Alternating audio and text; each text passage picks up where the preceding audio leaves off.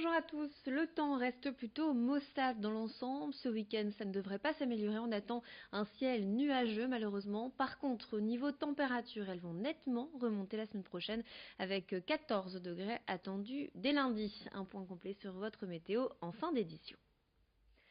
À la une de ce journal, le rapport de l'INSEE sur les fragilités monétaires dans la région.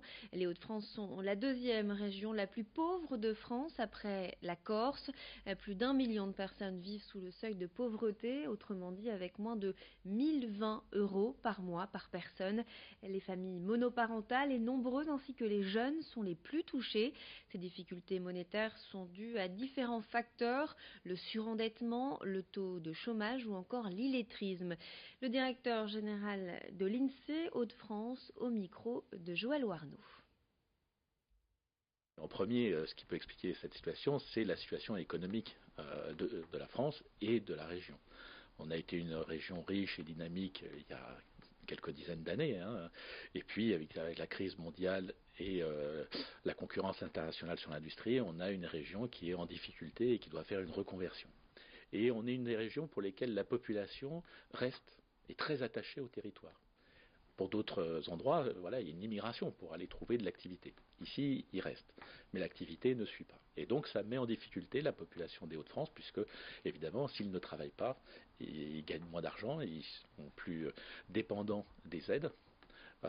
Et puis tout s'enchaîne, c'est-à-dire plus de difficultés pour le marché du travail, pour éduquer les enfants, des retards en scolarité, en formation, et donc il y a une spirale négative qui s'est mise en place.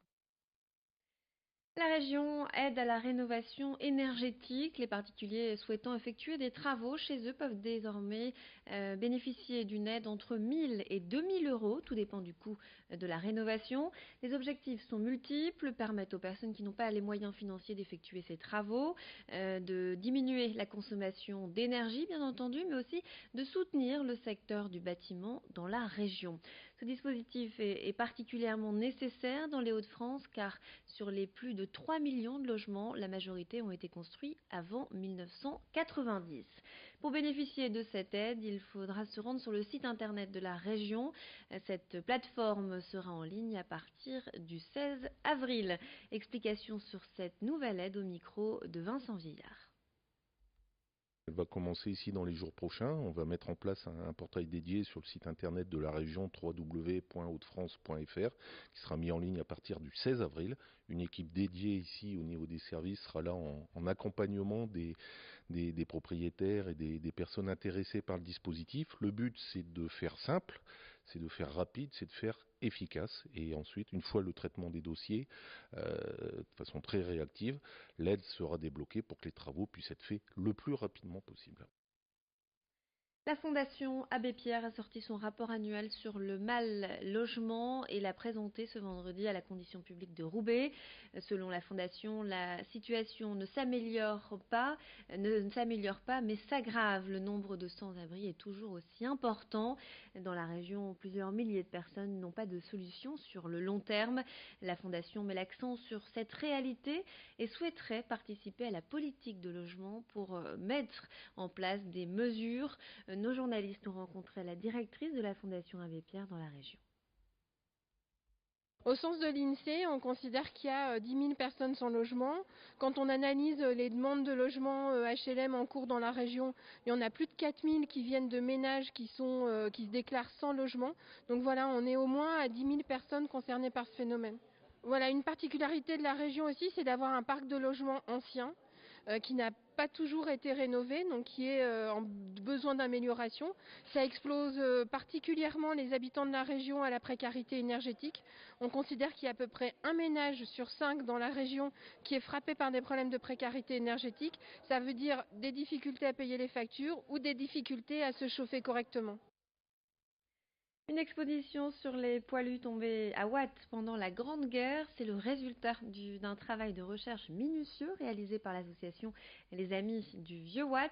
Depuis 2014, ces passionnés fouillent dans les archives, mairies et autres pour récolter des objets divers, témoignages, cartes postales.